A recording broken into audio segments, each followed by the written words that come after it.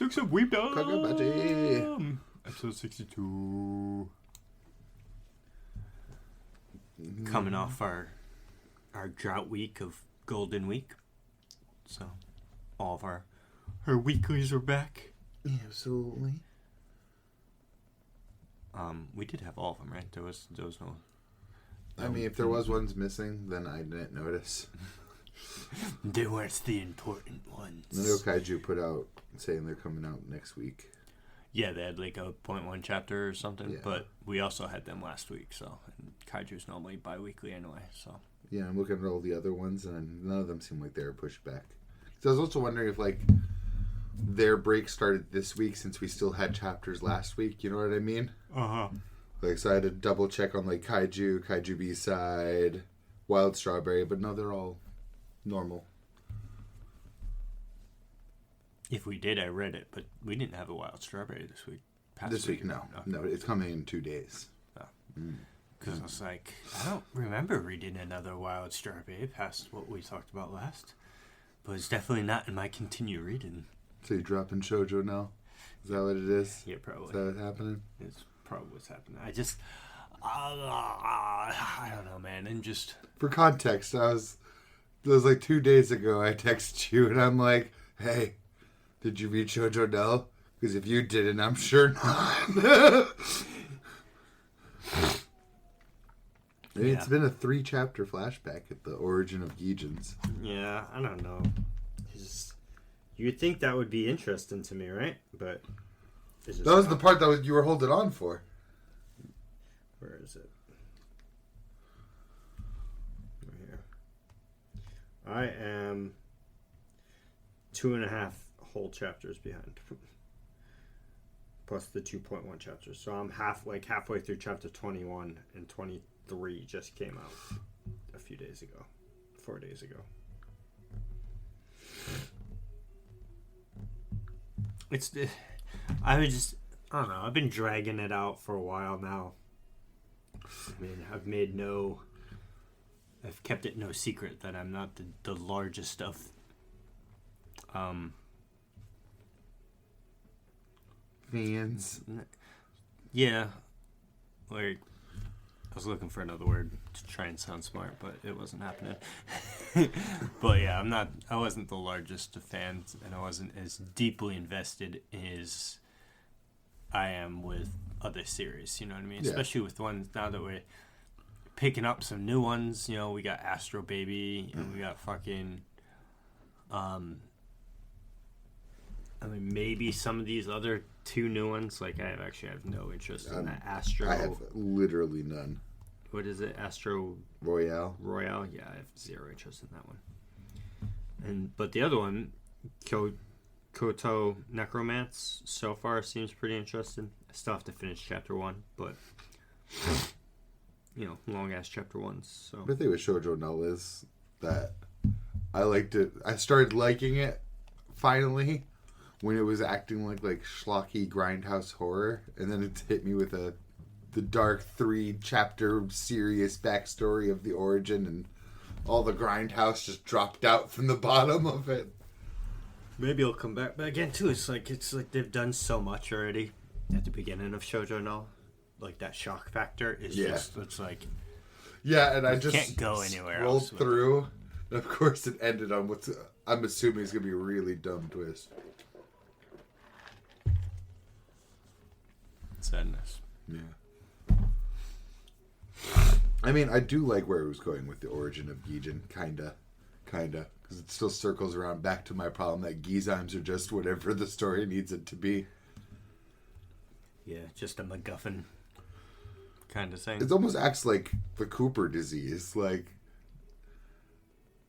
they're kind of like a hive mind, like connected through having Gizymes. Like if I transfused Gizyme into myself, I'm now like connected to the other ones.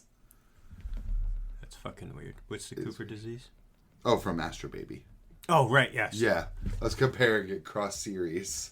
I thought it was like Copler. I thought there's an L in there too, like Copler. It's a U. Couper. Yeah, so maybe it is Cooper. Cooper.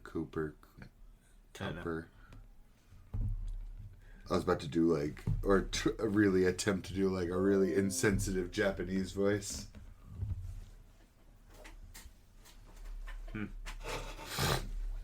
Words, they be hard sometimes. So, yeah, it's lost my interest for a while now, so I think it's just time to pull the plug. There's another new series.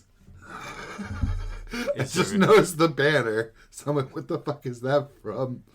And yeah, it's called Psych House.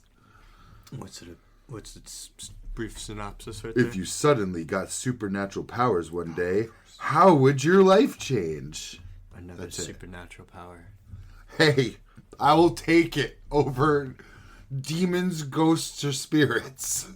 I thought you were over the supernatural part. Power stuff. I thought that well, if it's just like superpowers, I'm fine. If it has anything to do with yokai, ghosts, spirits, demons, then it falls into the bucket of too much right now. There is a lot of it right now. Though I think it is going to be psychics, judging from Psych House. So I'm like, kind of snoozing for psychics. So it's I don't need any psychics right now. Let me see that banner. The banner's really bright and colorful, though. It's like really caught my eye. Also looks like a fucking child on it. Yeah. Well, I mean, I'm reading a story about a baby, so. True, but the baby is awesome and he makes funny faces. Well, this baby could be psychic. Well, who knows? I'm almost guaranteeing you that he is. I can almost guarantee that. Feel confident? Very. Actually, before you even get into chapters, I actually have a nice little quick fire surprise for you. Oh. Remember how, I want to say it was 2 episodes ago now, but it could have been last episode, where I mentioned that we started Undead Unluck and then me and my partner never talked about it again? Did you finish all of season 1 or something? Oh, well, halfway through. Literally 1 or 2 days later, my partner's like, what's that anime we watched with that guy that can't die and the girl that like kills stuff? I was just like, Undead Unluck? Yeah, that one. You want to watch more of that? And we just busted out 4 episodes. There you go. Nice. Yeah, you know what? We're in the groove of it now. Yeah, I like it. We both out loud laughed a couple times, and that's a good rare one for anime. Well, yeah, since I can name 2 that definitely would get you to do it. I'm sure you guys both laugh out loud at Golden Kamui and Baki. Yes. Oh man, you nailed it. You nailed it. Yeah, we absolutely do. Especially Baki, I yell at the screen at Baki in a happy way. What the fuck is this? Is that a fucking praying mantis? Why is the crowd seeing dinosaurs? Why is the crowd seeing ghosts? Because, yeah, when Baki takes the pose and then literally everyone in the crowd who has no martial arts training is like, he looks like a T-Rex! I'm like, what are you people on? I thought it was Triceratops. Yes, you're right. It is Triceratops. You got the pose right, too. Like I said, I've seen all of the new season of Baki in YouTube shorts. No, you still need to watch it. It's so good. But I am confused at many things, though, because they're YouTube shorts, so you missed a lot of context. Incredible amount of context. Have you finished it? Baki? Yeah. Yeah.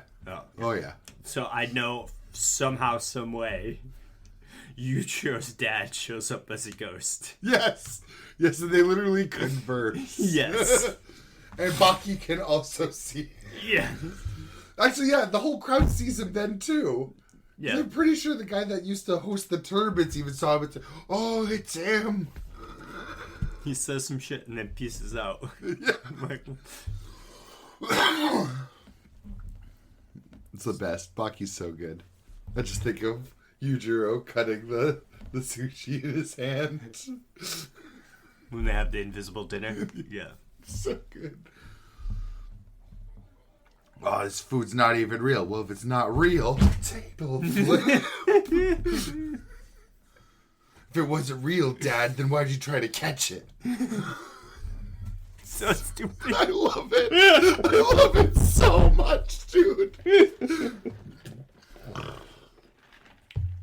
And then you got Fap murderers and Golden Kamuy. A fapstigation. I love that too. It's like, not quite here, not quite here. Here. This is where the psycho murderer would jack off if he was jacking off. Okay. And, yep, there's his cum. I'm telling you, man, you gotta get on the train. It's so fucking funny. When they're all in the He fucking... even pokes it. He pokes it. Yeah. The man's alone. He's like, if I go again, I can get closer. And that's literally when he runs into the guy, too. He's like, okay, now this way. It's the sound effects that get me, too. And his face, because he's got the little, like, his beard trimmed into And he's two like, stick figure guys. Then the poor third party just like chasing the guy, gets on the horse, and then gets it to the face. He's like, ah! So good. It's so good. No one understands men better than the author of Golden Kamuy. I like the aphrodisiac Sonner. Oh, Takayanagi-senpai, when did you get so buff? That's a slab of man. Even the most broody character just laid there blushing, not talking. Ridiculous. It's so good. In a good way. Ridiculous. I think it's going to be going on like a 6th season. It'll probably be the final one, but... Golden Kamuy? Yeah, I'm pretty sure the next one will mark 6. I got so much shit to watch right now. It's ridiculous. Like, just even the season. That's what makes it hard for me to be like, watch Golden Kamuy. Catch up, bro. 6 seasons. Yeah, but... I stopped watching Konosuba just to be like, I'm going to binge that. I just can't keep up with... Well, it's 2, because I've been living in the offline sphere for the last 2 weeks with Stellar Blade. I had like 3 episodes of One Piece to watch, 2 episodes of Spice and Wolf, Kaiju? 2 episodes of Kaiju. Maybe 1. I think I watched Kaiju somewhere in the mix. You did, because I don't think we missed talking about an episode. And then Demon Slayer just had their first episode. In fact, we definitely didn't forget about talking about an episode, because we talked about number 9 last time. Yes. And then Mushoku Tensei, I'm caught up to that. It's just like, there's so much. It's like I sit down, and there's other shows that I wanted to watch too that are in the season. Then I'm just like, I just can't. Get that time. I just ain't got the time right now. Because I'm not trying to sit down and just like spend 5 hours just catching up the week, you know. That could be video game time. Or it could be 5 hours down the road when I don't have anything to watch. Then I can just go back to it and just binge it all. You know what I mean? Because I have a binge habit. But it's different when I'm like watching, 8 episodes of a single thing versus 8 episodes of 8 different variety, things. a bouquet. Yes. I still have a lot of animes I actually want to start. I keep forgetting about them. Which ones? Go Loser Ranger, which leaves my mouth like lukewarm water, like lukewarm milk. That's the analogy I wanted. It does not roll off the tongue well. I feel embarrassed just saying it. Honestly, that's one of the ones that I want to watch right now. It looks really good, despite all of that. Yeah. Go Loser Ranger against. Yeah, it's like the pebbles leaving my mouth. It's like the bad guy that was getting tired of being beat up by the Rangers, tries to join the Rangers. I actually had no clue, so thank you. And then it turns out that all of the Rangers are basically the boys. Well, I'm sorry, the Amazon boys, yeah. Well, not because the boys are supposed to be like Billy the Butcher and them, but it's... I get what you mean, though. The 7. The 7, yes. There was that Mission Yozakura family. I kind of want to poke my head in and be like, is this anime good? Because I've been seeing the manga chilling there on the app over and over again. The only reason I did give it a try is because it's already like 200-something chapters. Which one is it? Mission Yozakura family. 2 little kids getting married and a mafia family. That's about all I know about it. Oh, sounds like that. Sounds like Twin Star Exorcist, actually. Nishiko, or something like that. Yeah. Basically, kind of like the same thing as that.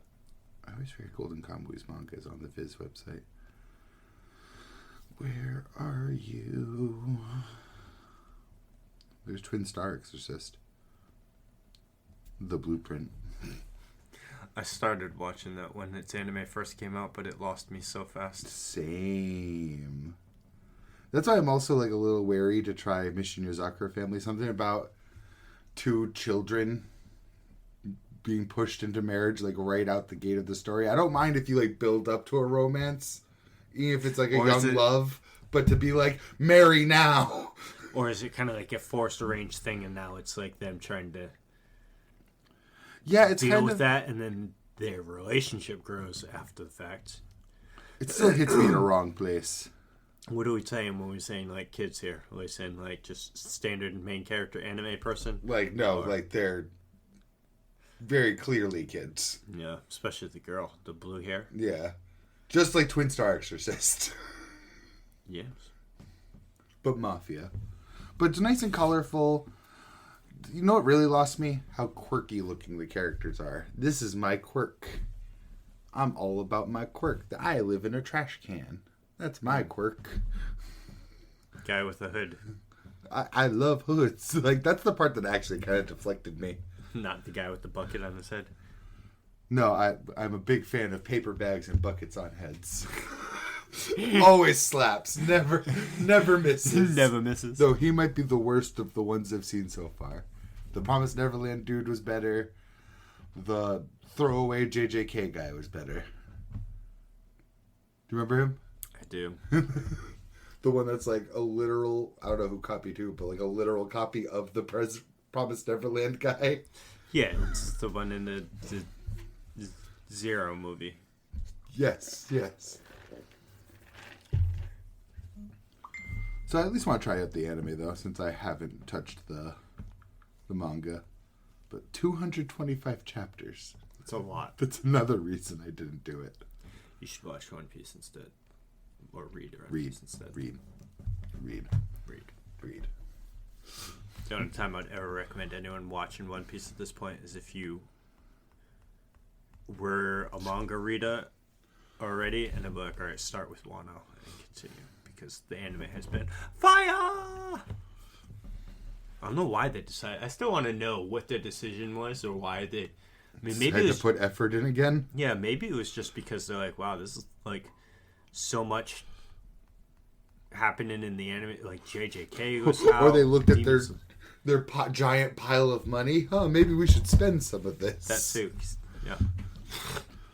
They're still giving us money for some reason. And it's working for them right now. It is. Never even thought I'd hear them in the conversation for animation in my lifetime. True.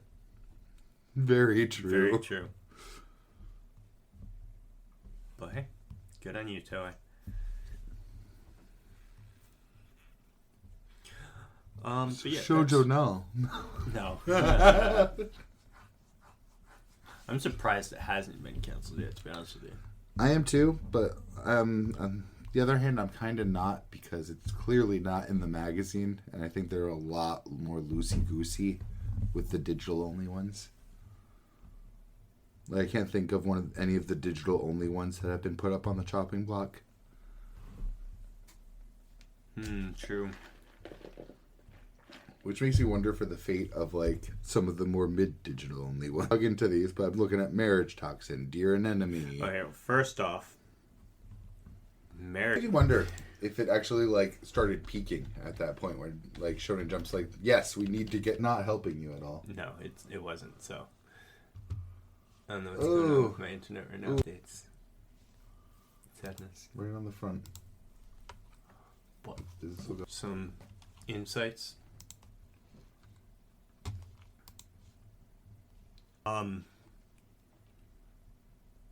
Yeah, what other ones? Marriage Toxin and what else were you saying? Dear Anemone. Oh, the one that just started? Yeah. I mean, I could also lump Shojo Null and Wild Strawberry in there. just for the sheer force of not being canceled and definitely being digital only. Yeah, I don't think that. I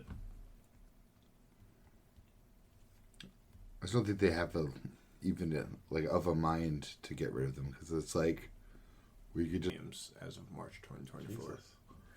It'd take them so goddamn long. It's obviously still kicking. Let's see, is it volumes? That's what I mean too. Like, if they suddenly did pick it up in part way into its run, you're not gonna pick it up at its worst time. It probably had like a really good moment for them to be like, you're viable. 85 chapters. It seems. Jesus. Right there. Bonus chapters 11 through 17. So, we'll see. Gundam. What? The series was recommended by Kiyoharu Gotoge and Gege Hakutami. Okay. Gege recommends it. I love how you picked out Gege and I picked out Mobile Suit Gundam. Gege, you're weird. You're a weird person. Well, I mean, we already knew that. It's also weird how that worked on me. I was like, man, I might need to read a couple more chapters. But I guess we can get into some chapters now. So that Shojo Null chapter. That I didn't read. That I also didn't actually read. You skimmed through it? Yeah, literally just now, too. I didn't even skim through it any other time this week. Oh, well. Alright, which one you feeling? Which one you got more to say about? It's on your lips that you're just eager to fucking... Seraph of the End. Did you actually read one of those? No, I didn't. Oh, I'd be happy for you, but... I would have appreciated that. Thank you. That was Spike's family. More Mr. Henderson. I I actually expected us to completely go away from same this. here. I opened it up. I'm like, who are these people? Oh! Oh! It continues! It was a pleasant surprise. Well, the war is going on right now in its height, I guess. Yeah, it seems like it, because, like, their fucking neighborhood's getting bombed, and I'm assuming the school about to be getting bombed or something, or wherever they're dancing at. I think that's... See, because I sit here and I'm like, because we don't actually know if Henderson fought in any wars or not, but I feel like something's going to happen with whatever's at the end here. Yeah, It's going to change their relationship. Yeah, because she clearly is going to end up in the military. Like, not even just beyond these chapters, she's the maid to, like, an arms manufacturer. So she has military training. Yes. But it was nice to see more of them and, like... I love the shot of them dancing towards the end, where she actually, like, has her confidence together, and she's got that, like, perfect form going. It's just really nice to see them, honestly. Yeah, it was. I'm digging the Henderson arc. Big same. Big sad, though, that it's like he got news his cousin passed away in the war. Also just loved a lot of the dialogue this time, too. Henderson being, like, so, like, committed to fighting war with education. Mm-hmm. Which is such a losing battle while it's going on. Yeah. It's like, it even shows... I was about to say, did he put it in perfectly? Yeah, he says it later in the chapter, but, like, even at the beginning of the chapter, the propaganda machine is going in full force. Like, it's all over the radio, so it's like... Yeah, literally calling them, like, what, dogs or monsters at one point? Yeah. So it's like, it's very difficult as a single entity to try and battle against a war propaganda machine, especially while said war is actively going on. It's one thing after it's over or something. And reflecting on it. Yeah, or say even maybe before it's beginning, where it's like the build-up is coming up, maybe. But like during the actual thing, I don't think there's much of anything his words could do to sway. Because people aren't going to, like... yeah, look at it from like her perspective, you know what I mean? Because it's like, what words is anyone gonna say to her now that her dream was literally just bombed out of existence, and all the people she cared Yeah, I was about about to say all the people too. died. It's like, you're gonna tell her that. How are you gonna convince her not to go join the military? You're just not. Yeah. It's the second she read that news or was told that news, it's like her mind was decided then and there. You know what I mean? That she actually has to like put in the effort to maintain. Yeah. So any kind of life. even if you try and reason with them, you're not saying that you should, as if she's wrong or whatever. Yeah. You know what I mean? Even trying to meet in the middle is maybe a better way. Yeah, because I mean, no one side is right or wrong in war, so it's always a messy business. But especially when people's like friends and family start dying and they just feel obligated to join and fight as well. It's like, I get you're trying to spread peace, Anderson, and nonviolent stuff, but not the right time or place. Yeah. But I don't know, this is one of the most human feeling chapters I've had in a while. yes, and it also, though, because like you just said, makes you understand his character better, of like his motivations. And it's like, damn, dude's got a big heart. He does. That's what I mean with it feeling human too, though. It's just, it was just such heavy conversations this time, heavy, real conversations. Leave it to Spy Family to fucking get you. Yeah. It's so good.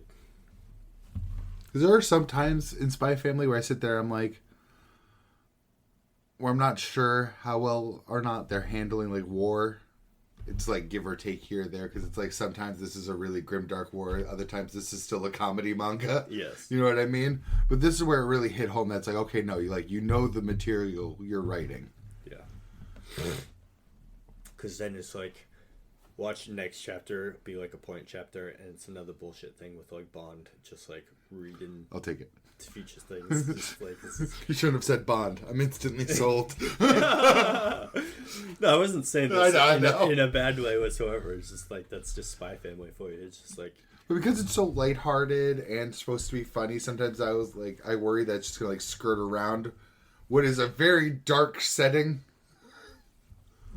well, it's gonna be continued dark, because I find, I mean, maybe I'm wrong. This is a very quick thought, but I feel like whenever Anya is not in the picture of the current storyline, it is always way darker than when she is involved in any way.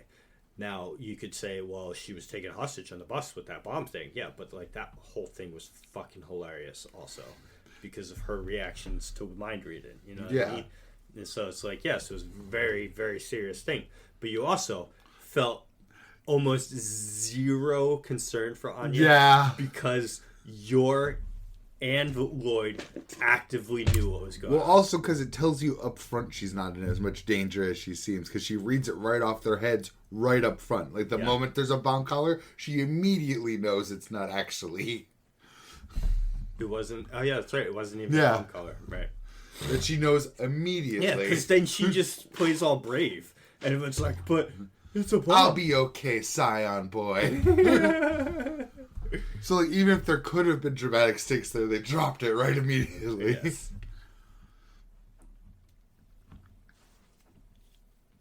You know, he still got it. He has not lost it. Not at all. No. Because you can't just put your shit in obviously World War II Germany and not have anything real. You know what I mean? Mm-hmm. Maybe World War I Germany? Yeah. There's a lot of the genocide missing, which we can keep away. Yeah. Yeah. Well, either minus that.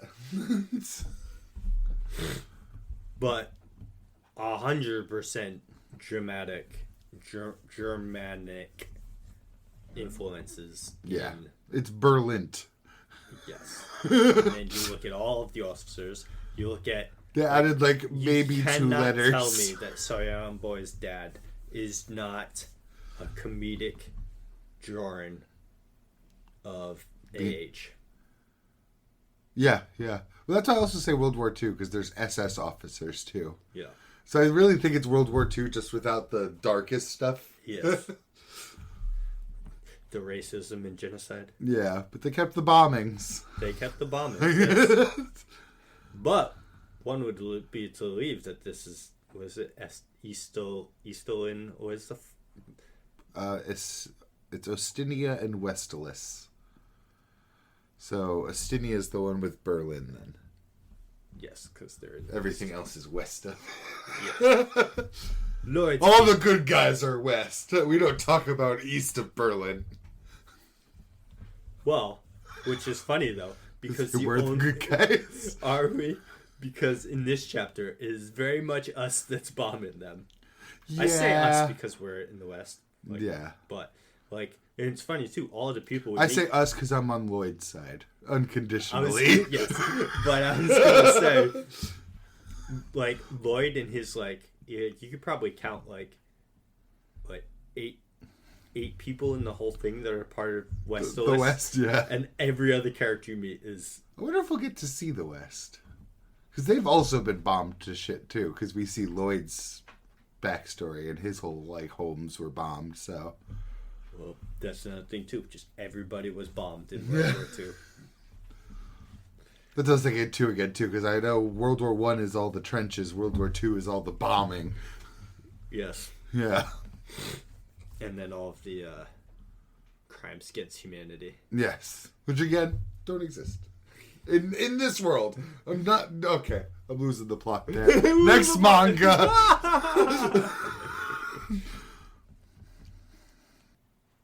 What's next? Well, this one's going to be a little random. Did you look at the kaiju color pages? I did. They're very nice. They were nice. Little Bako cub. Yes, little Byaku. So cute. Nice. I'm just springboarding from there. Did you watch the episode? No, I don't know. I skipped it this week. I did watch it. Completely forgot of his embarrassing outburst in the fucking... I physically cringed. Same. Because I also forgot. I'll be right there with you! I was like, oh! I cringe so bad. Because I do this sometimes too. When I don't want to see the cringe, I'll pause it real quick. And I'll just like... I'll take a second to just like let the shakes I'll get out of grab me. pillows. I'm like, cover my face. Because I just get the secondhand embarrassment. Because I paused it and like... laughed out loud, and my son was right there in the room, so he was like asking what I'm laughing at, and I can't. That doesn't translate. It doesn't translate, so it's like nothing. It's just whatever. Daddy saw something funny. It's okay. So then I went back and watched it and made it through. Because God forbid you try to explain it to, he's just going to repeat that same line over and over again. He would, yes. So it was. I'll be right by your side, Daddy. I'll be right by your side, Daddy. People were like, what the fuck is he talking about? I'm like, need to know basis. You're going to have to get him a Ranger outfit after then, and now you're just both Power Rangers. I know, right? But I actually hate to say this, but I don't give a shit about the side cast of Kaiju. If you're not Mina, Kafka, Shinomiya, or Reno, or Hoshina, you could fuck off. So I think pink pompadour, blue hair guy, green hair guy, muscly guy. they fall off so quick is the problem. And then when they try to bring him back, they didn't try to bring him back good enough. No, which was only a few chapters ago. Yeah, Bo Gun Barrel Man. I'll never let that man live it down. They're they'll be there for all of season 1 of the anime, so people are going to be under the assumption that they're very important characters. Because I just don't know how far the anime is going to go, but I feel like there's no way it's going to whenever Kafka's finally discovered that they just completely get sidelined and like... Because then he also leaves for a while too. Because he leaves for to fight the general guy. Yeah, because then it just follows Kafka for quite a little while. Yeah, and then he joins Narumi's squad for a little while, yep. And they're all left to the wayside.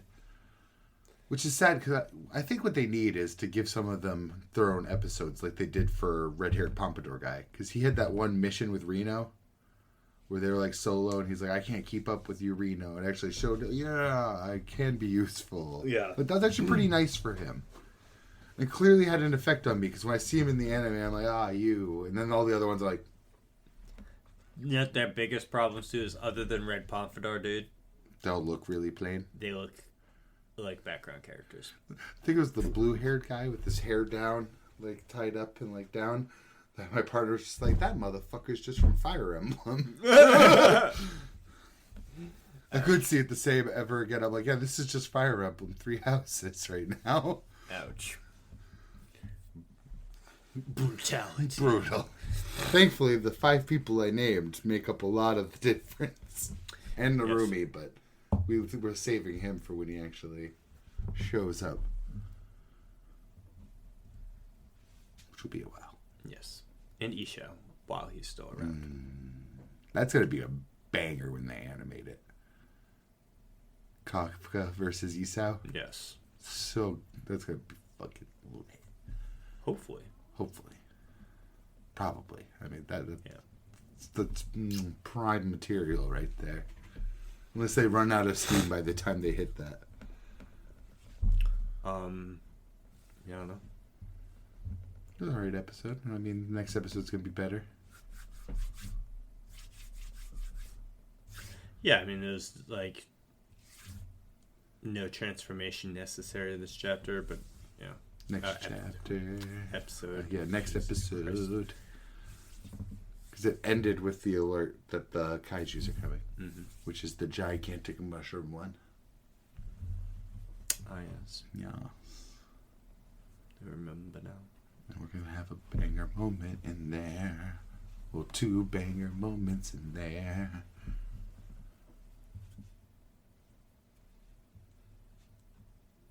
Yeah. I'm just, like, excited for all of, like, those, like, early double-page spreads with him just, like, punching things into non-existence are just so good, and I can't wait to see him animated. One of my favorite moments is coming up in this next episode. Well, one of the next 2 episodes. Which is that? When Hoshino runs into Kaiju number 8. Oh, yes. Yes. Oh, that was actually one of the most banger moments in the anime is when Hoshino's like, hey, I noticed that your vitals went down at the same time we got that power spike from a kaiju. I'm keeping my eyes on you. He did the classic trope of the guy whose eyes are always closed, opening them menacingly. Yes. Love it. Fall for that one every time, too. They mixed that with Snaggletooth and created the perfect being. Truth. Very truth. Oh, another good moment, though. Mina's little smile, too. At Kafka's outburst. And one partner even notices, like, oh, the smile. I saw that. Yes. Good. Super good. Perma skip the intro. Same. Even though it gets stuck in my head, it actually makes me angry. Very angry, because it's in my head right now. Because I thought of it. Somebody say, my life. I've seen your eyes up in your eyes and demise and disguise. It's like just a bunch of random ass rhymes. Get the fuck out of here. I need isolation, all this devastation. It's cringy. All that. That's all before the worst part, the part that you referenced. I skipped the shit out of it. So which is so funny because then we open Undead Unluck. I listen to the entire intro and outro every time.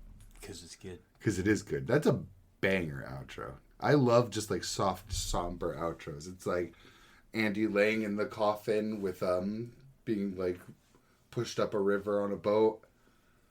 Oh, it's so nice.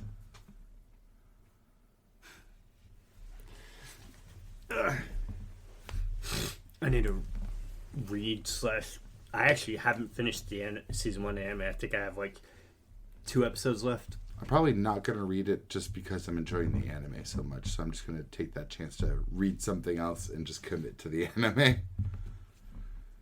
Oh, and I haven't been watching My Hero. Because I wasn't really going to be, but my wife watched the second season without me. I wasn't even around. She just like mentioned it. Like, I'm so mad about My Hero Academia. I was like, why? Did you see episode 2 or something? She's like, yeah. It's like, so you know what happens to Stars and Stripes. She's like, I get why it happened or whatever. Because I guess, so again, I just knew she lost to Shigaraki. Yeah. That's all I know. But I guess she does something that like seriously weakens. She attacks his quirk factor directly. Like, it makes him, I think, outright lose a lot of his all-for-one abilities. Good. That's good. So that was what I was alluding to last episode when I said there is like an impact to what Stars and Stripes does. Mm-hmm. I just wish maybe they could have made it longer. I guess I don't know. I don't even fucking read it. Or maybe just not kill her. Yeah, just not kill her. Just have her. Because she's fucking awesome. Yeah. She's like straight dead, disintegrated dead. Oh, I didn't know that bad. No. I'm asking. Oh, I have no clue. I'm guessing so though. It sounded like a pretty definitive death. Okay. I just know she was defeated, and when I saw the defeated page, it's fucking Shigaraki holding her by the face, and I'm like, oh, he's touching her, so you're dead. So that's why I assume she then in the next panel would be disintegrated, because that's his power. And I don't know for sure, but I'm assuming she was able to do it when he tried to take her power and just used I forget what her power's even called. New Order. To make it so that she could use that to attack her, like his quirk. Well, cool. Maybe I'll watch the scene or something, but like... I remember I was watching that JJK podcast I used to watch. They covered MHA, and I was watching them when that all went down. In the manga, yeah? Yeah. How'd they feel about it? Not great. Well, yeah, because they liked Stars and Stripes. Yeah, I mean, 'cause she was only even mentioned a few chapters before she shows up, right? Yeah. And then she shows up for 2 chapters. You hype the fuck out of her. She comes out with a broken-ass quirk. And then she just dies. I would call it an MHA problem at this point. Where they've spent so much time in the story slow burning and introducing characters and not having stakes a lot of the time. That now that they're trying to, like... have stakes all the time, it's kind of jarring. Like, if this was like 2 seasons ago, you'd get a whole ass arc with Stars and Stripes that's like half talking. True. Very true. She would lay down on Deku the entire criminal justice system in America or something. That would take a while. It would. But they would love it. But because we're in this like late stage, it's like the same thing with Lady Nagant, like such a great character that they had to just get in, get out, keep going. From my understanding, she's not dead though. Good, because she's a beast. And just because her design's really great. I really like Lady Nagant's design a lot. And she has a gun. Though I prefer swords. Yeah, but like we talked about last week, guns solve a lot of problems. Oh, yeah, especially for MHA. Her quirk is quite literally... God forbid it wasn't Deku. Right.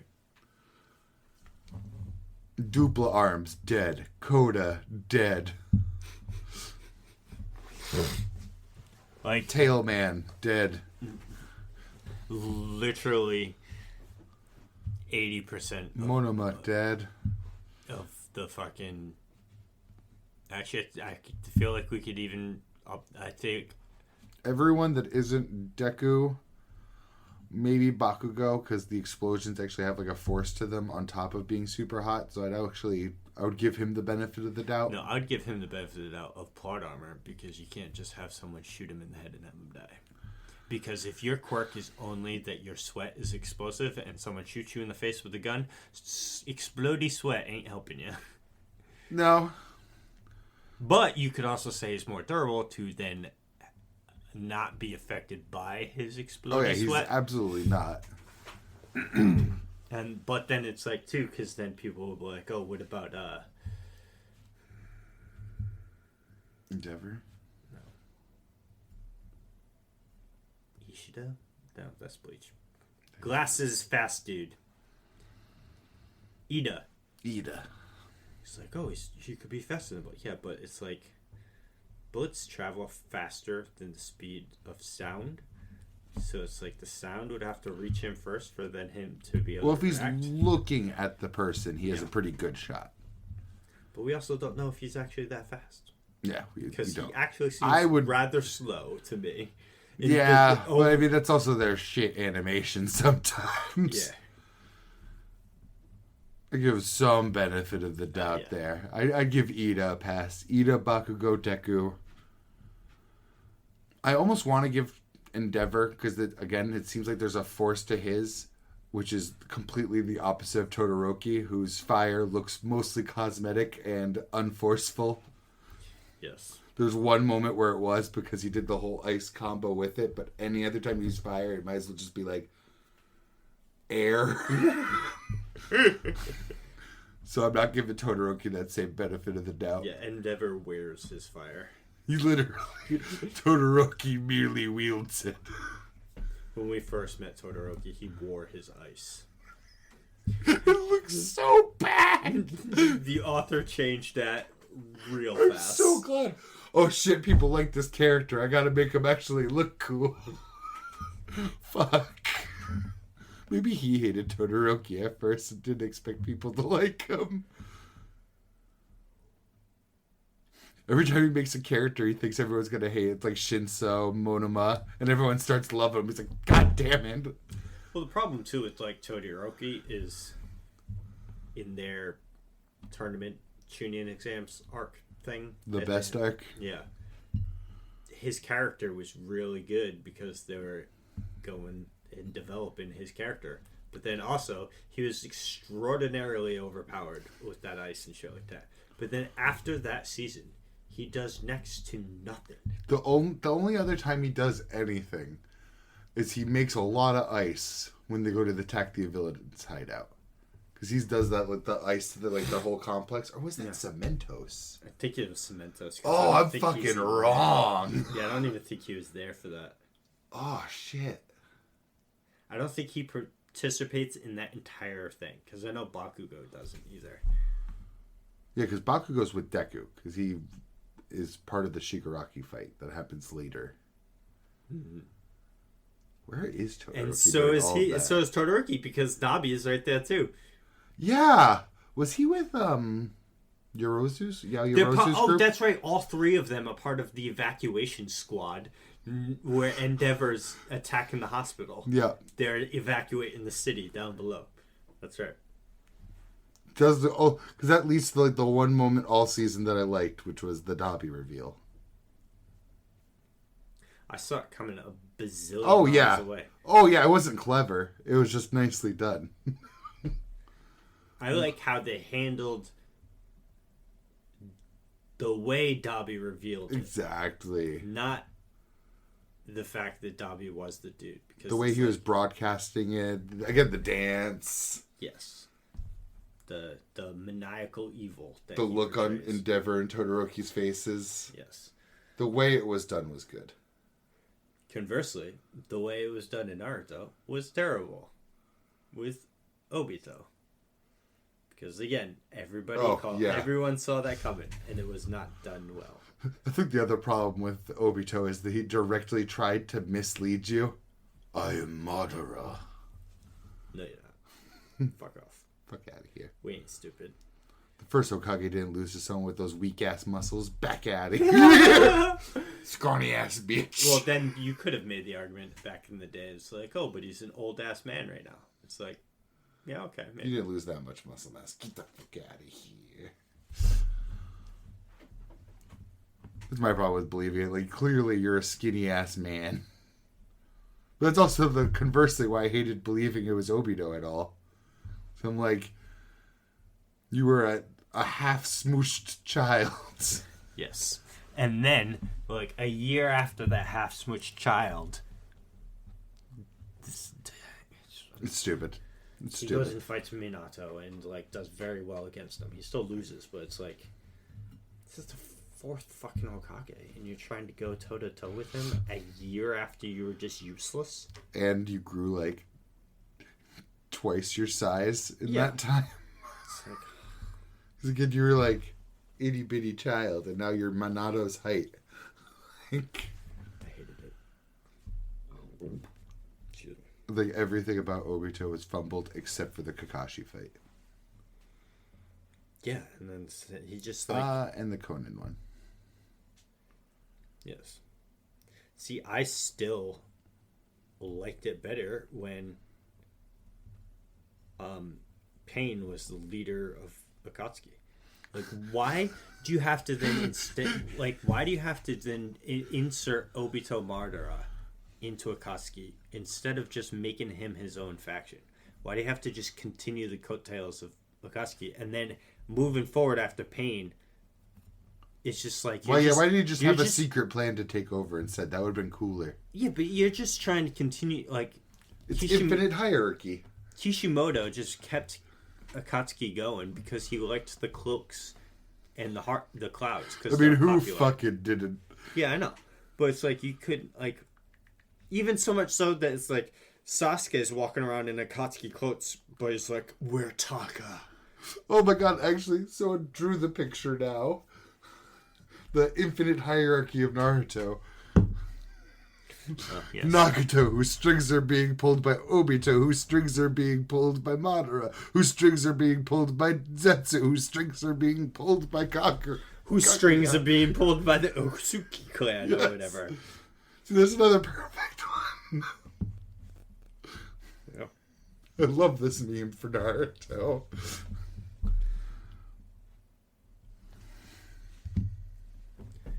It's just the perfect example of when the plot completely gets away from the author. Yep. So he wakes up in a fever dream. How did we get here? Shit, I gotta keep writing with it. I can't retcon now.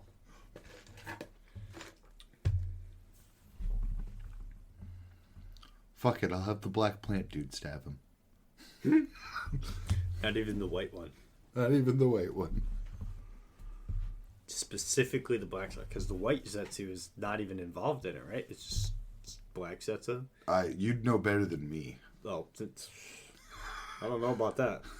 I know it's the black one that stabs him, though. I don't know shit about Zetsu otherwise, though. Same thing, because the moment I heard there was an army of white Zetsus, I think you told me when you were reading, because it was like just before you dropped it. The moment you told me there's an army of Zetsus, I was like, woof! So happy I wasn't reading that. I was like, yes, the Shinobi Alliance versus an army of zombies. Zombies and plant zombies. Oh, yes, yeah. I was thinking only the plant zombies, but yes. You forgot the regular zombies. Yeah, I was getting the real, legit zombies. Yes, that's right. Ridiculous. Controversial take. Fuck Naruto. I still love the characters. I still have a fondness for it. But irregardless, fuck Naruto. Fuck Naruto after the Konoha invasion arc. And fuck the end of that arc. Which one? Pain attacking the city. Okay. I wasn't sure which invasion. I went all the way back to the Sand Village. That was fire. Yeah, exactly. That doesn't... All of original. That's what I was like, everything beyond that being shit. Okay. You might be cooking. Maybe a little too far back, but I see the vision. I can respect it. You leave it out Kimimaru, but that's fine. You didn't put shit in. Original Naruto, fire. Beginning of Shippuden has its moments that are not so fire, but it's also still really good.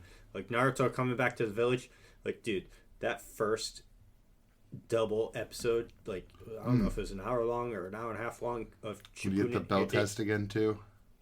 Was that got me hype? Yeah, seeing Sakura punch the ground and just Kachi just there like.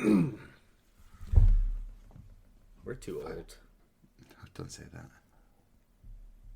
I watched that live.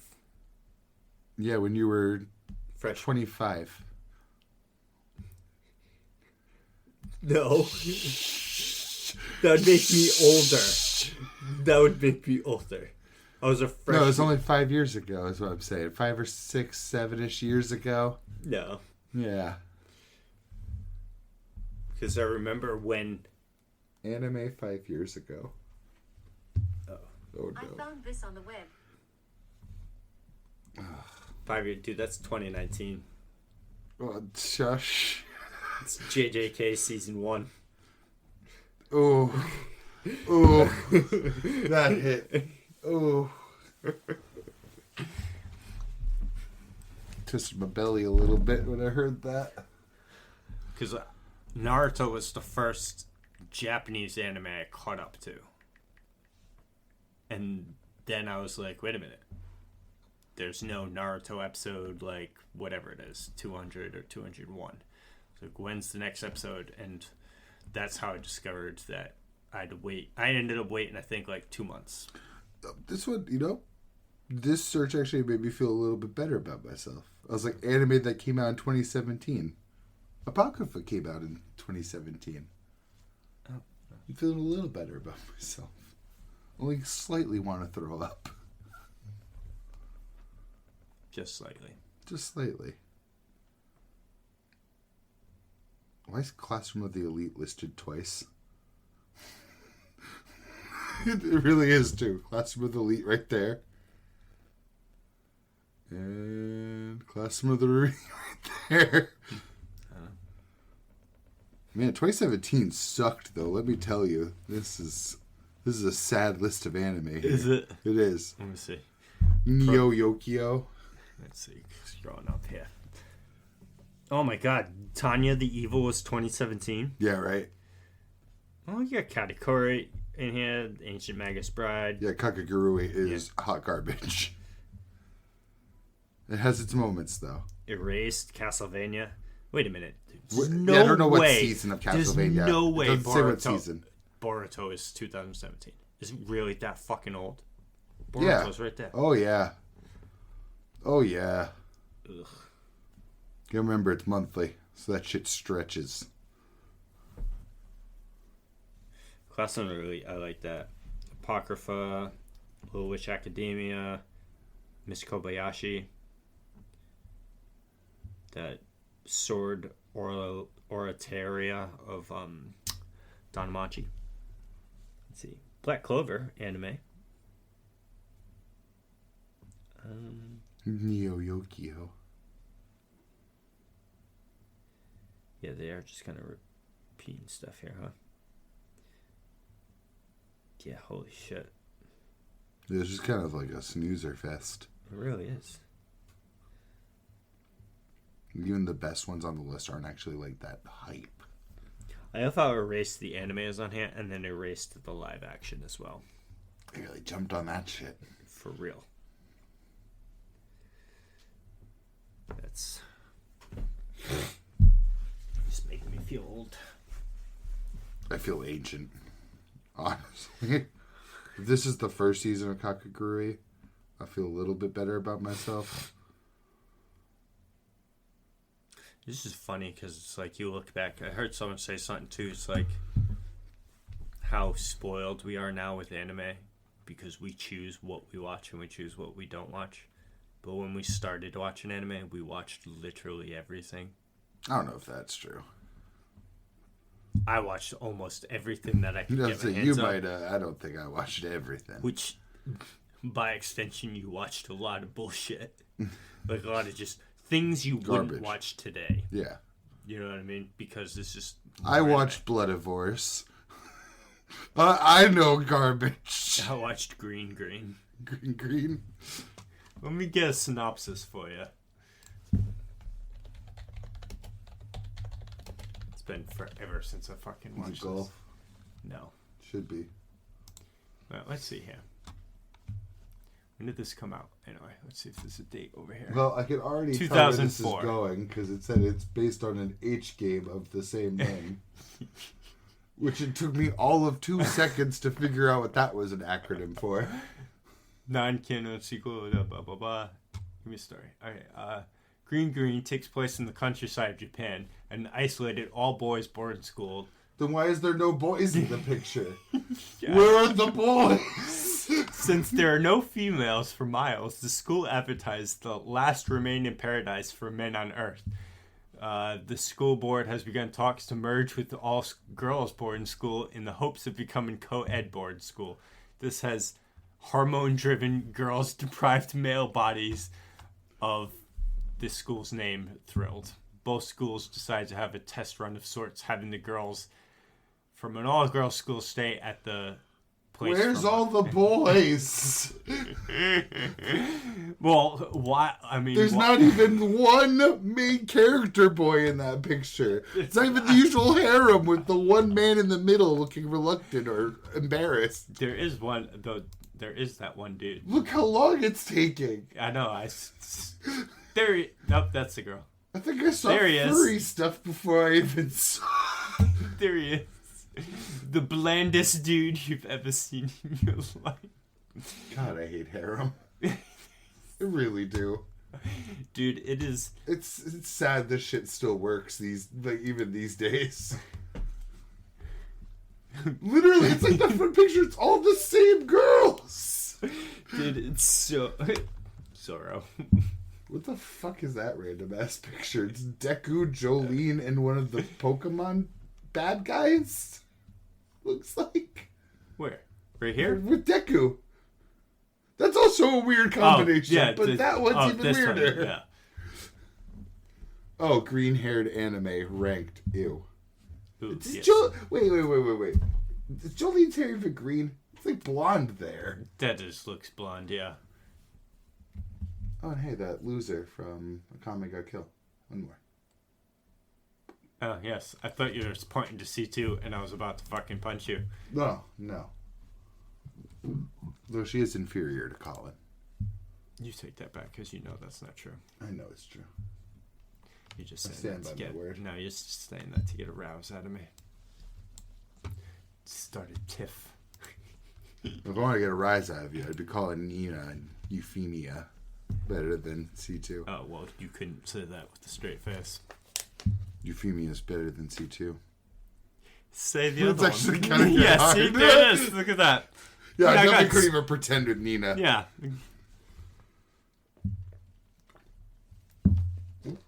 That's hilarious. But yeah, so Green. Terrible anime. Watched all of it. I did. Desperate man. Every second. It was back when I was first getting into the online of watching anime. You know what I mean? So back when you were one of those hormone deprived. If I found an anime of anything, I was like, all right, I'm gonna watch it. So I just then would watch it. I watched some garbage back then too. I mean, I owned Juosei. Yeah, and made me watch it. I did. Sadness. No regrets. No regrets. None? Really? Not even a letter? No regrets except for all the regrets. But, yeah, you know. Back to manga. The early 2000s of bad anime. Most of it. Most of it. But then there's quality stuff. But yeah, manga. Sorry, look at the blood of horse again. You want to talk about the juice that is Kagurabachi or the snooze? The snooze. Come on, get on the snooze. I got a bone to pick. All right, JJK it is. It's like the 4th chapter in a row. And I called it. That it was going to open on a completely out of context conversation in a completely different area. It's funny because what I had a bone to pick with it was not that, but that also. Right when I opened it, I closed it again because I'm like, God damn it.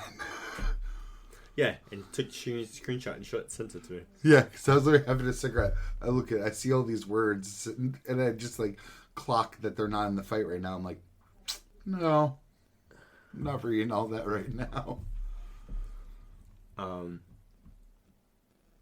My issue I had with the chapter was yet another bind and vow to Sukuna. At least, I'll give it to them this one time because I was angry the moment they mentioned it too. But at least this time they told us some conditions. I feel like the last 2 binding vows are like, oh, he just has a binding vow. I'm just tired of them using the bind and vow to scapegoat the reason someone's able to do something now all of a sudden they weren't able to do. I wish they just said, like, he was holding it in his back pocket. Honestly. Just say he was holding back. You said he was holding back. Why can't you just say it now? I don't know. Oh. It's again, the classic case of Gege bringing up rules I don't remember to tell me how he's getting around his own rules. You did get, on the positive side, though, you got some receipts / material to use against Hakuri fans. Yes. He's quite beat up in his still shot, while Urume does not look like any worse for wear. No. I love that they're still just chilling in that fight.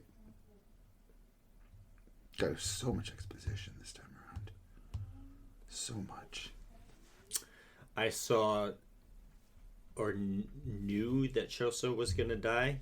Same. Through memes, none of which showed Choso. I just heard a bunch of people mourning him on Twitter. Oh, my poor boy. Ah. I didn't see that. I don't even really remember the context of the memes, but it's just all about like how it's just obvious that he was dead, and I was just like, poor Choso, I guess. I don't know. I mean, when I was reading it, I was like, yay, Todo. I was also like, yay, Todo, but as I'm looking back through it too, I'm like, he just literally just walks right out. So it's like, I would think, but it's like, because it's like, we got Miguel and we got Todo coming back before you see Kuchisaki. Because it's like, ever since Hanami, every major threat that Yuji fights, at some point in it, Todo comes to back him up. Yeah, I mean, it's two fights. Hanami and Mahito. And now Sukuna. Yeah, because he wasn't there for Choso. That was a major fight. But then he took the L. I wouldn't call it a major fight. I would just call that you got your ass beat in the bathroom by It was your a big major brother. fight. If he won, it would have been a major fight. If he won. If he won. But he didn't. It's just like, I would have liked this to be Kujisaki, please. I mean, I love Todo. I like that he's here. But again, it's weird they just literally just rolls up. And then, of course, I need a 2 to 3 page explanation of his whole plan, how he got brought in. Where he was, where he's been, and why no one else knows.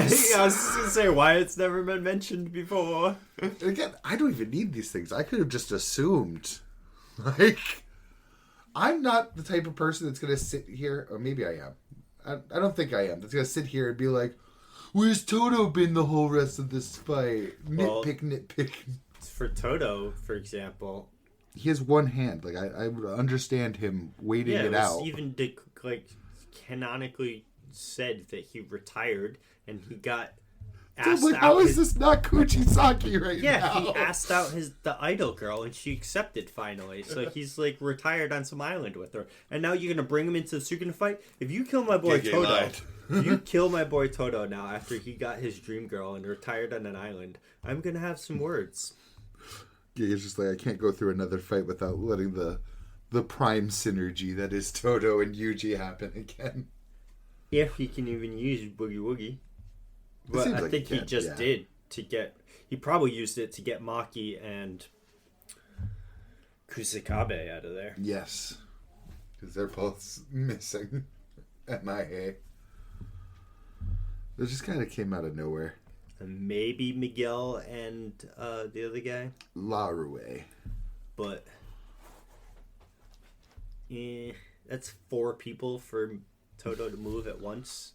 And they already had Ui Ui. So maybe Ui Ui got some people out too, yeah. Well, Ui Ui was with Miguel, wasn't he? Yeah.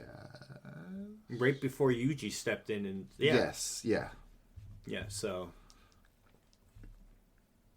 I think Ui Ui would have gotten those 2 out. So maybe Todo took Kusakabe and Maki out of the fight.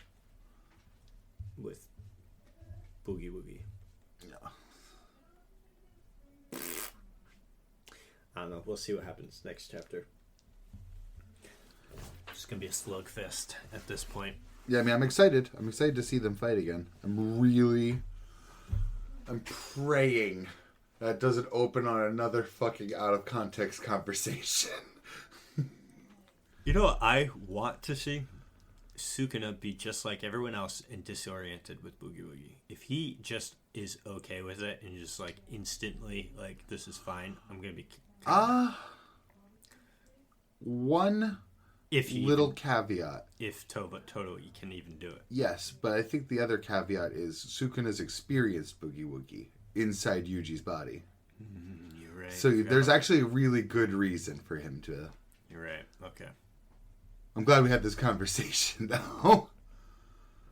Yeah, I completely forgot about that. So if anything, I'm hoping that I hope he just brings that up too, being like, yes, this feeling again. Well, because it'd be at the opposite end, because at least with Yuji, he was just like, just no matter what happens, just keep going forward. So from Yuji, he's just going, and everything in front of him just keeps changing. And he just can still, like, you know what I mean? Like, when he's throwing a punch, he knows, okay, I'm swinging over here and nothing's there, but in a second, it's going to be there. But for the opponent, he's just like, shit's all over the place for the other person. You know what I mean? They don't know what's going on, what's could be coming. But at least he's had 2 fights to experience it. True. So, who knows? Either way, Todo makes for the best fights, and I fucking love Todo. So even like Greg's aside, I'll take it. Because, you know, I love Todo more in the anime than I do in the manga because of how extra they make him. Yes. So when they finally get to this, it's going to be even more extra. It's so good in the manga too, though. Yeah. Like no, it is. Shibuya that first time, and Todo comes in. We are the exception. Oh, but you're right. No, you're absolutely right. Not only did they make him extra, but even the stuff that was in the manga, they like the all for one, the one for all scene on top of the rock with the Yuji star constellation. They knew who was important. It was that whole scene was just. I was just like, when I watched that, I was like, what the fuck is going on? This is amazing. Todo's a fucking man. He is. He is. Now, can I get the woman? Kugisake. I really want her back. I especially want her back with this knowledge that even Miguel and Laraway are coming back and shit like that. Did no one stop by her hospital room? How about... Because we don't know what would happen to Sukuna if Yuji successfully removes Megumi. Like, what happens to Sukuna? Does he just now sealed inside Megumi like he was with Yuji? Does he wind up going back in Yuji? Or does he... just have Megumi's body for now? Or does he just get separated there and now he's like mad weak and can't like hold form type thing?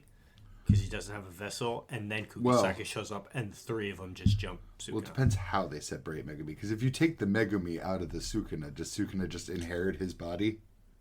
Right, because Sukuna doesn't have a body then to have. Yeah, and he's already in there, so if you just take out Megumi... and what do you do with Megumi? Because you take him. I think their goal should be to take Sukuna's soul out of Megumi's body, because it's still Megumi's body in there somewhere. Put it back in Yuji. Yeah, and then... killing Yuji. Yeah. Which was said in the first episode.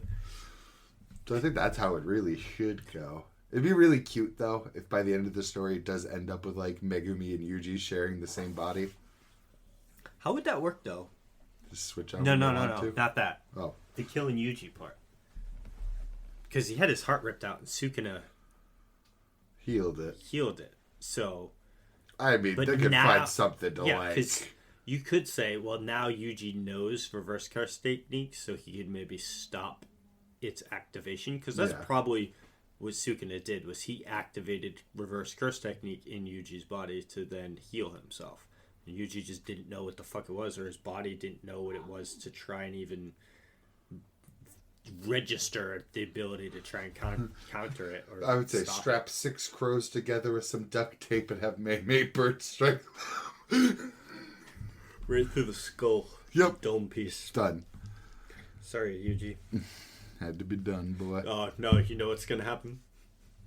You know that room that he was in with all the seals in the first episode? He's going to go in there.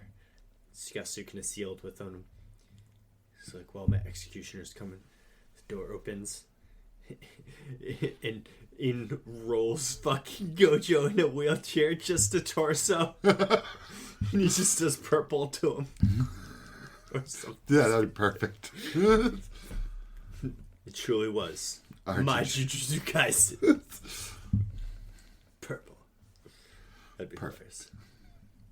Says something stupid to Sukuna and be like, told you I'd win. It's like, is that winning though? I don't know about that. Sad thing is, I know we're not even close to done yet. That merger's gonna happen. It's gonna happen. There's no way we spent all of this time and all of this like shifting plots, and they're not gonna actually pull the trigger on the merger. I don't see it happening. Oh, you mean the Kenjaku's plan that he passed on to Sukuna? There's no way they're just gonna not do it, right? Like, even if it doesn't like finalize, maybe they have to stop it part way into happening. But there's no way they're gonna just not. That's just all that does is turn mad people into sorcerers, right? Well, actually, I think it fuses them all into like one mass. Ooh. So it just makes like a hyper cursed spirit thing. Yeah. Gross. Which I am very dreading, because I get flashbacks to Tapu Tattoo turning into a giant kaiju fight. Yeah. That left scars on my soul. I don't want to see them all fight a giant monster. No. I know that's the whole point of the fucking show, but... You have two pregnant ladies fight each other. It's just basically a mech battle. Yeah. I was going to say tag battle, but yeah, mech battle's even better. A fleshy mech battle, but, you know. An Attack on Titan fight. Yeah, shifters. Titan shifters. Yeah, I don't know.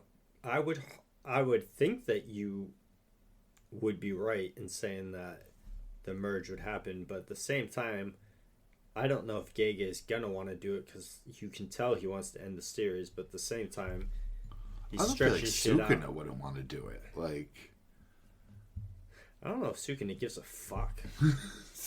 But like, he's so prideful. Would he really give up like his form and autonomy? Oh, I feel yeah. Yeah, I just don't see it happening unless it's his literal deathbed. He's just like, well, here you go, old friend. Keeping my side of the promise before I die.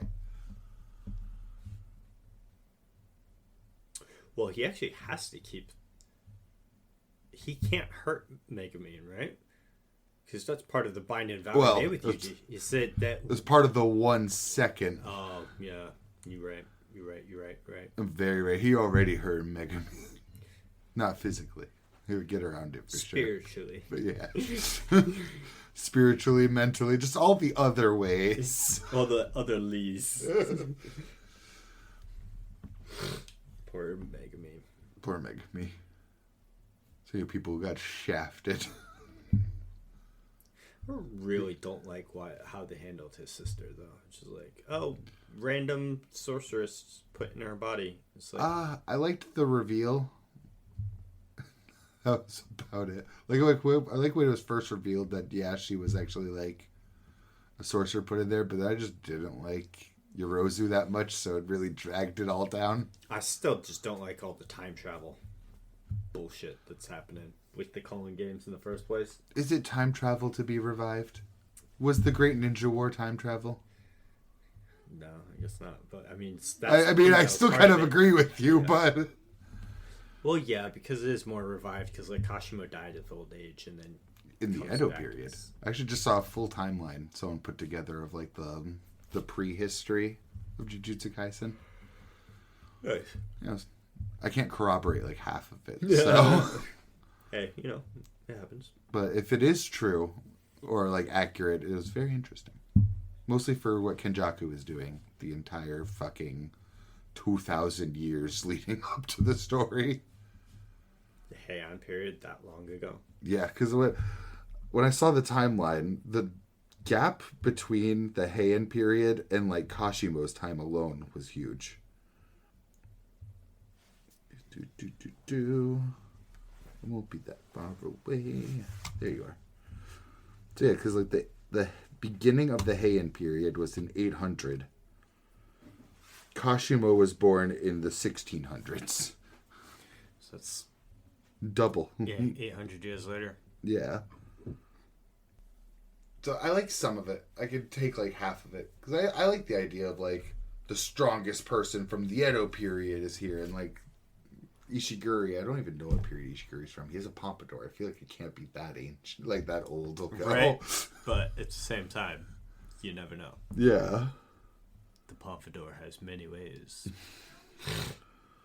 I just didn't like Yorozu that much though. Like as a character. No. If she was a better character, I would have liked the entire twist better. For now, I just liked the reveal.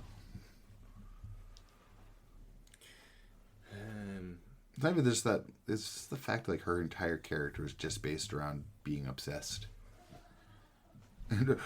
Right back to back with Angel's entire character also being obsessed. Right. You know, I think I am just glad that Todo's here because every time Todo shows up, the plot moves swiftly afterwards. It's true. Todo is the plot mover. It's like he's not here for games. He's like we're here for the smackdown. I like to think part of it is because his ability is so like easy to understand and self-evident that like you don't need to exposit a billion paragraphs. True. Like our in-depth explanation of how the fire arrow works now. And then there's some bullshit binding vow, but then it's like, all right, well, you. Yeah, at the very least, this is the only binding vow they actually told us the fucking conditions to. But he just used it, so Malevolent Shrine's gone again, and it seems that both Cleave and Dismantle are also temporarily out again. Yeah. So Sukuna's got. And Domain gone now. So it sounds like all of them. Yeah. Malevolent Shrine, yeah. So he's just chilling with his forearms. Perfect time for Todo. Yes. Because Todo doesn't even have simple domain, right? Yes, he does. Oh. Yes, he does. Because he tried to use it against Mahito. When Mahito did the 0.5, 0.3 second domain expansion. Bullshit. Yeah. Because he's like putting it up as it like clipped his arm, so he just. Yeah, I hated the. To be honest, I keep defending that they gave us the conditions to the binding vow, but I actually just hated reading all of that.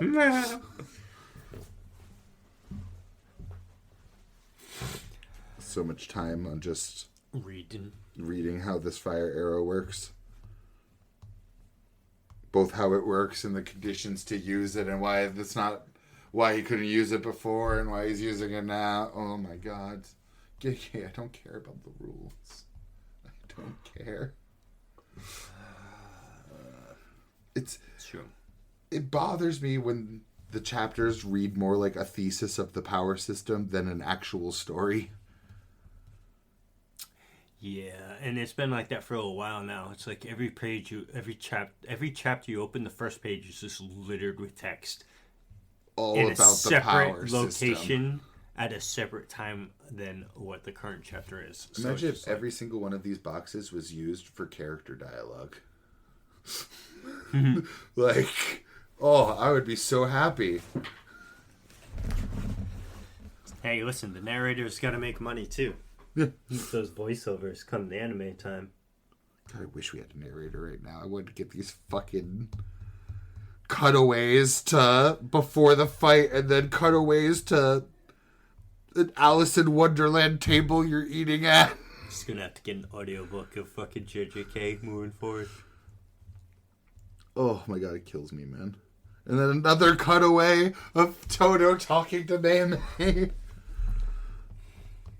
Sorry, I will say I do love that Todo said, it'll probably be alright. So, it's probably going to be alright? I gotta believe him. Whatever. Toto's here, so... Just get Kujisaki in there. Tie it all up in a nice ribbon. I don't know what she offers in this fight. Ranged attacks. Yes, yeah. The only one. And, I mean, it's been inferred she can interact with the soul. I was going to say, doesn't she have to get his DNA? But I was like, he's bleeding all over the place. Yeah. So just wait for him to move from where he's standing, and there'll probably be like a small puddle on the ground. Astro Babies. Yeah, did you visit our favorite baby? I did, yes. Another, I fucking called it. He's a beast! Yes. Grandpappy. Grandpa is a beast! It's like, I'm a war hero, motherfucker. Like this Cooper fucking blasting through the wall. Oh, yeah, taking him by complete surprise. I was just so happy because at first I thought that was going to be the grandpa. I'm like, no, I was wrong. Wait a minute. Because where is it? Oh yeah, yes. Baby. As the wall unshakable baby. As the wall was breaking apart, his face, dude, I was just dying.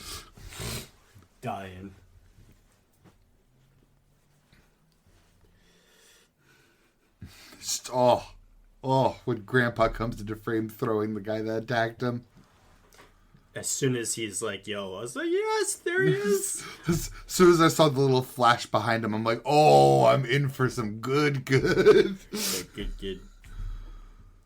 Rocked Hopper's brain so much that the main officer dude that's like... controlling him like with his DNA...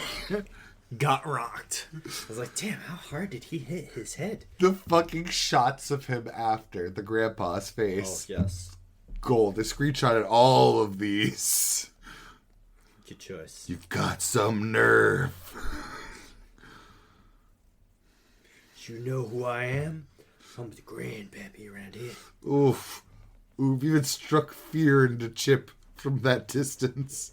It was good. I loved it. The cells are rejecting my control. The old geezer's triggering danger signals. But such a badass move that you're just like scaring a just to end the whole thing on the gag, and he cracks his back, sees God, raining petals down on him, calling him, and then falls over. He didn't even mean to. It looked like he was trying to stretch his arm, and then bam, lower back cracks, and he just falls on the ground. The guy on the ground be like, what the fuck is going on? I was literally rolling.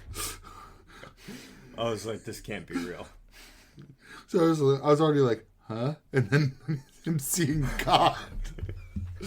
All of the gods, by the way. Oh, shit. So good. I love Astro Baby. What a delight. Regret. Yeah. Regret sinks in as he cracked his back unintentionally, slipping 6 discs as he fell, tumbling to the ground. All the gods chilling around his head on the ground, too. Oh, yes, yeah, I saw that, yeah. They followed him down. As the audience of gods circle around their hero, now crippled. Their god. So good. Grandpa, no! The baby's still unshakable. It's still just... Yeah, he's just like, what the okay. Hey, you, go, like, take this time to go eat something. A worthy sacrifice. Yes, so that, yeah, I can use you to beat these guys or something. So. And they lost their title of the safest daycare. How dare they ruin that? That's part of those dope-ass shots, that too. Reputation. Speaking of dope-ass shots. Kagurabachi! The never stop slapping.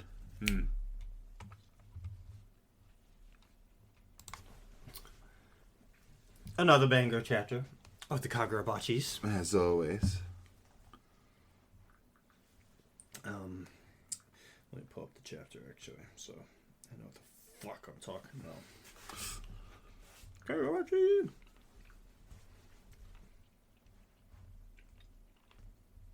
I was not expecting him to just immediately take this dude's arm off. Me neither. Not only immediately take his arm off, but stabbed him, too. Mm-hmm. Though, the dude was... His arm got cut off, and then he, like, threw it at Chihiro, and then, like, it was immediately behind him to kick him. So he used his arm... And caught it. Well, it's still in air. Yeah, he used his arm to, like, block Chihiro's field of view. But didn't work. Chihiro turned around, stabbed him through the chest. Coughed up some blood. But he took it on purpose, apparently. Or at least that's what Chihiro thinks. He's just, like, completely unaffected by it, too. So it's like, yo, what is Two stoic boys.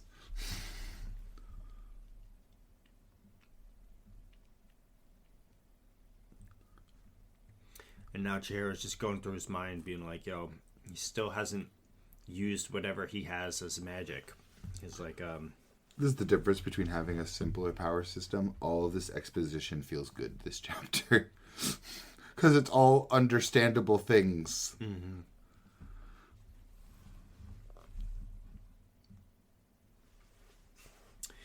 And then poor Hakuri getting his ass beat by his crazy ass big brother.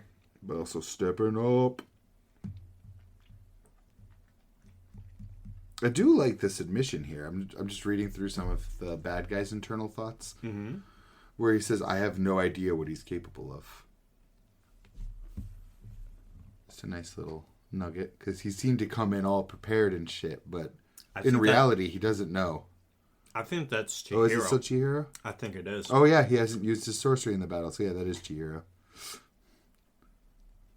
I got ahead of myself. Though there is still a degree of that, because by the end of this fight... Yes.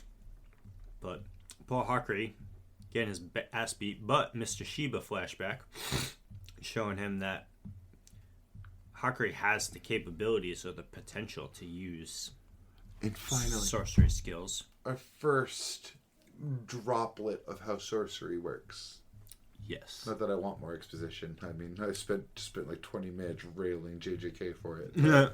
But at the same time, this is like going to help us later in the future because it's explaining how the system draws its power from. And it's all nice and simple, too. Oh, pretty ground level stuff.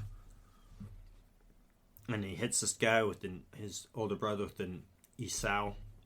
And I do like Shiba's explanation, being like, you've been mentally handicapping yourself because you've been in the environment that you've been in. You were learning too early. You're getting beat up on by your brother. Like, you learned to be defensive. And he's also, though, at the same time, because he was saying that you need a strong body to use it.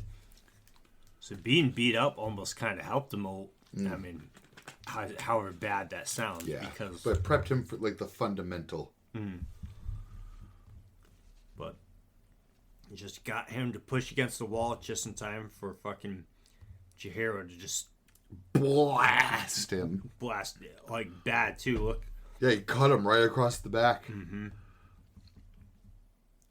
Did you notice the feet behind the bad guy? I did. I took a screenshot and circled said feet. I didn't know who it was at first. I thought it was going to be another bad guy until someone on Twitter made me realize. No, because I saw the fist, too.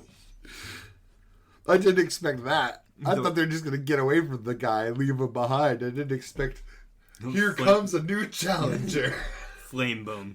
The strongest sorcerer of the Shadow Organization versus the strongest alleged person from the Kabunari. I'm wondering if Chihiro saw them and that's why he was like, okay, I can go with this side of the play instead. Because like right before that, he made it sound like he was going to try to take the guy down a little bit. Yeah, I think this is the last thing he said. He was going to kill him. Let me go back here.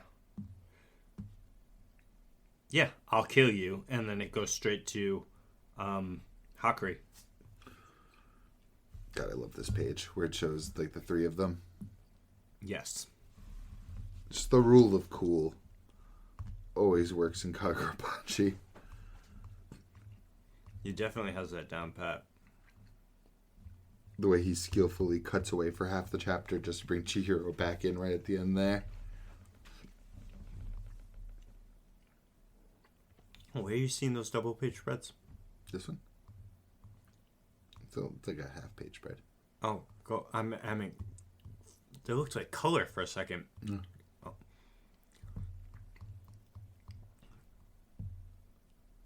I was like, where are you getting those color page spreads from? I didn't see those. I do like that he also compliments his level-headedness. Because I too compliment Chihiro's level-headedness.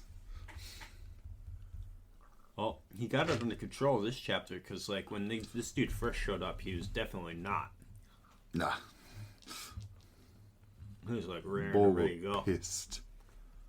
Which is to be expected. Yeah. I think somewhere along the way he's like, okay, I can't just like one tap this guy. I might need to actually consider my circumstances. I need to focus up here. Shit, if I had N10 right now. Fuck. If I knew you'd be here, I would have never given up N10. Especially with like Cloud Gouger having what? Only 2 more uses now? Yeah. Well, maybe even 1 now, because I think it was 2 before he broke through the wall. Yeah, I think you're right. That's wild. It's already really high up on the things I read, but it just keeps growing and growing. It keeps getting better and better. It does. Now, next chapter, just bring me back to where Mr. Shiba is. Mwah, you'll be my favorite. Why don't you cut back to Mr. Shiba and He's already beaten them. I was going to say it's gonna all happen. 3 are already down. Are they all like, teleported away?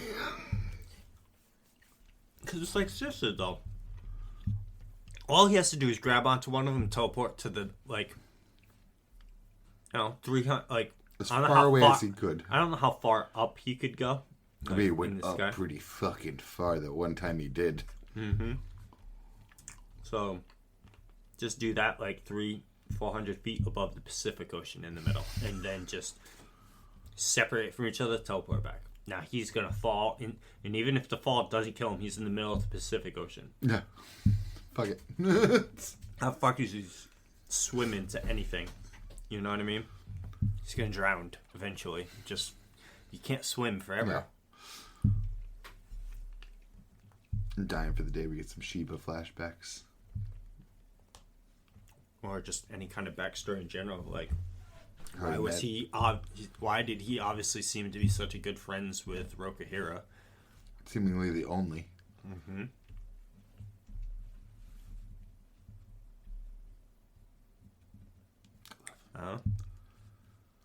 The rule of cool has never carried a character harder. He's just so cool. I can't get over it. With like such a, I won't say bland, but just such a minimal character design. Yeah, he's just a blonde dude in suspenders. He has the appearance of someone you would think would be like a 10% unleashed combat power in Kaiju. No. Yeah. But I was going to say more like, because you got your first levels of characters being like your main character. Yeah. And like maybe 1 or 2 other very popular characters. And then you got like your B list and C lists. I'd say he looks like somebody that should be on the C list. Yeah, your Asumas. Yeah, or Kurenai's. But not your Might Guys, because Might Guy is always... He gets that love, yeah. Yeah, so he's down with the other instructors, which are in, like, B or C tier. But nope, he's up with Kakashi. That'd be high praise for 30 chapters, but I'd still put him up there. Itachi? With Kakashi. I'd put him higher than Kakashi. Hey, that's my man.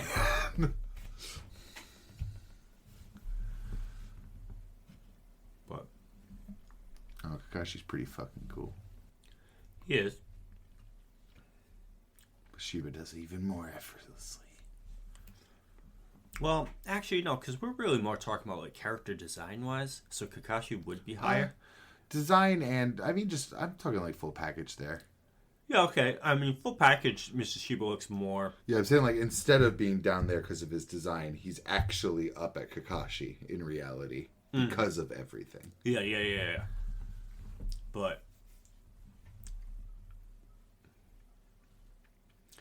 like, if you just saw him as a character, I'd be like, all right. Yeah, if he was like in a lineup, a side character. Yeah, that's just. But then he opens his mouth. Or I would call him like a. Like an arc character.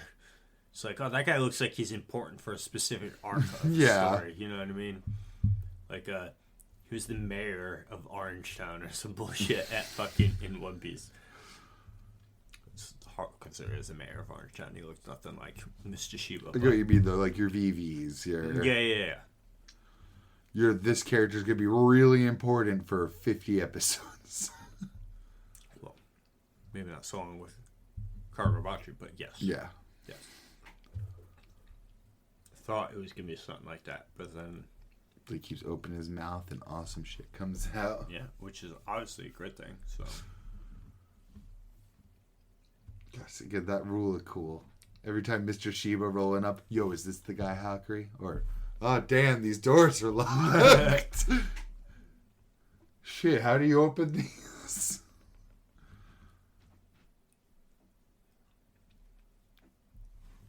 That would have been funny if just all of them rolled up there at the same time at the door. Although, what do you guys do? They would have been fucked. I don't... I mean, the toe, the people guarding it. Oh, yeah. I don't think they can handle Shiba alone. Well, because they separated the oldest brother. Just because they're like, he'd be a problem. Yeah. But it's like, okay, well, bye. You go there. I'm not even worried about him. Chihiro and Hakuri will deal with him. I will and take Shiba the rest. will take the 1-on-3. I still will kick it over the him being like, huh, would this be better if I brought him over and made it a 2v5? God damn, Shiba. Fuck. Right? Jesus Christ. I'm pretty confident I'm going to end up buying the physicals for Kagurabachi, and I'm absolutely going to reread them when I do. Every single time I get a volume, I'm going to go through and absorb those cool moments again.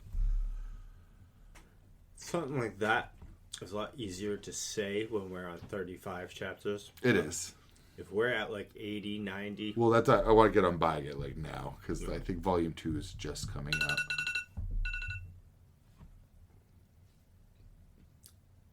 But...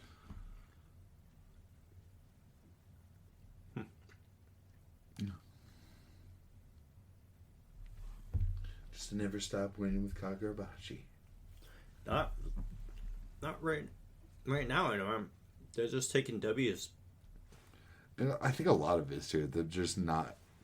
I mean, usually I want manga to take their time, but a lot of the strength of it is him not letting them take their time. It's just like, let's get to the next cool thing. I know what you want. Let me give you what you want.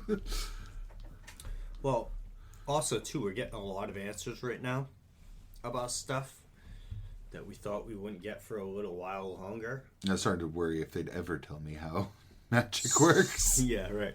So, but at the same time, it's like, I do think that this guy's probably still going to get this Tsunuichi, at least. Probably. Because it's just too...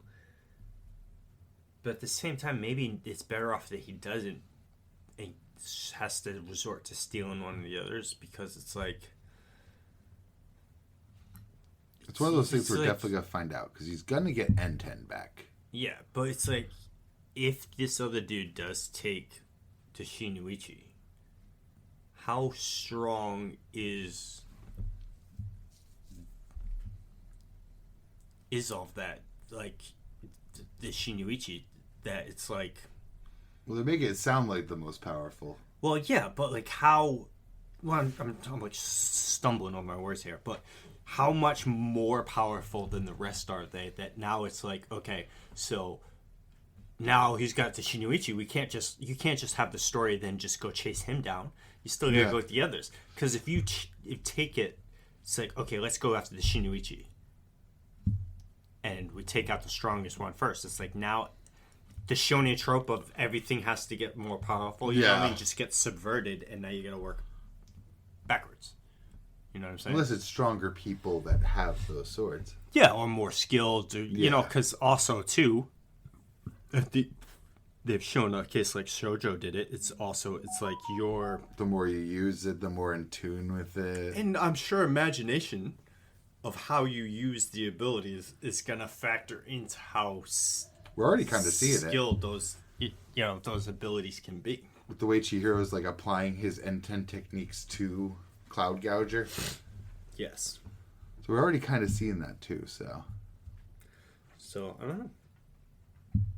But who knows? This guy could just get pummeled into next chapter, because they take it back. He's standing there with the hole in his chest and missing an arm, and the supposed strongest dude or chick is walking down the stairs behind him.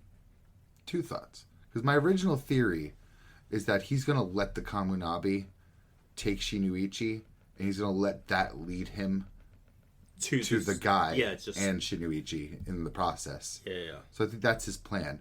Second thing that made me think of, what are the chances Flamebone Girl is either A, on his side, or B, about to be like... That'd be a serious twist if it turns out that she's with him. Yeah, because it does go against all of her beliefs, so maybe I'm wondering if, like, he'll beat her and then use her. Supposed beliefs, yes. She seems earnest. Yes.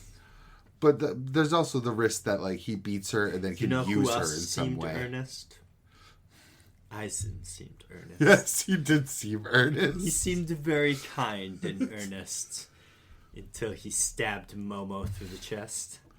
He keeps wanting to touch Chihiro, if you have noticed. He keeps, like, reaching out the open palm at Chihiro. Yes, so maybe touching him has to do with maybe something with his... What is their abilities called? Sorcery, yeah. Okay. Because I'm thinking, how problematic would it be? Is because we don't know what he's capable of. But what if he took her body? They get Shinuichi, go back to headquarters. That'd be hugely problematic. Huge, but also so juicy to read. Yeah, I'm excited. It's just so good.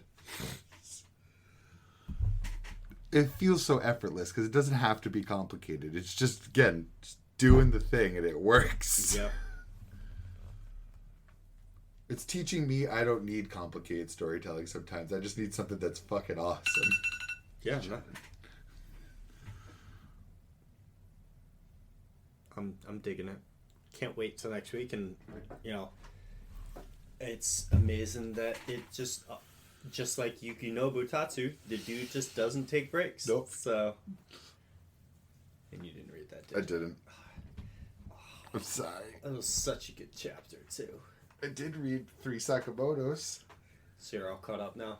Yes. To where we are. Verified that I'm in the right place too. I had finished chapter 40. Oh. Did we say that we were going to read more? I'm pretty sure we did. No, because I'm on 37. Yeah, because I thought I was behind you. You were, but then I think you did end up catching up and we talked about it. Did we talk about it? Yes. But it's okay. So I'll just read the next 3 as well. And get back on our supposed we're going to be reading Sakamoto and talking about it, but it just keeps not happening. But yeah, I'm on chapter 30. I've on and read chapter 37. So yeah, where they introduce all the serial killers. Yes. Very Baki-esque.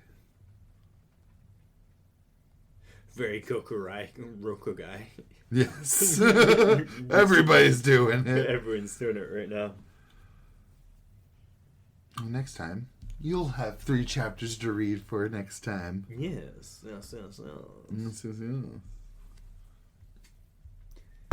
Oh, there's a fucking awesome moment in those 3 chapters. There's one dude I've seen so many screenshots of from the like Sakamoto Days community. Yeah. And every single time he gets more awesome. It's so funny that he has his first big moment finally in these chapters. Because I just saw his most recent big moment where he deflects a bullet up his sword to sharpen the blade. Oh, that's so It's the fucking coolest. That's funny. Oh my god.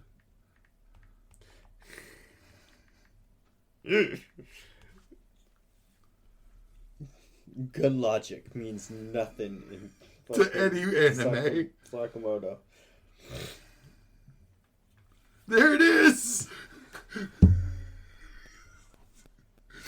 Well then. That's fucking awesome. I've seen this thing like 5 times this week. His eyes are closed too. Is he blind? I don't know if he's blind, but his eyes were closed in this chapter too. Imagine he is just a blind swordsman. That just makes it even more. Fucking awesome. Yeah. I'm shook how fucking awesome this guy is. He be shook.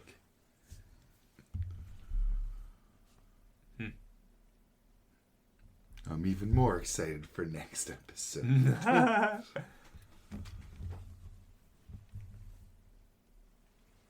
Yeah. Well, Yeah. Kagurabachi's going ham, and I'm loving it. Everybody kind of everyone except JJK is kind of picking up gear, and I had hope because those couple chapters where Yuji started boxing again is like I felt that pace increase, and then I opened a chapter. It's like, oh, the talking. Sadness incarnate. It's not even just the fact that it's dialogue; it's the fact that it's just talking about the systems. I don't care. Well, you know, it happens sometimes. It does.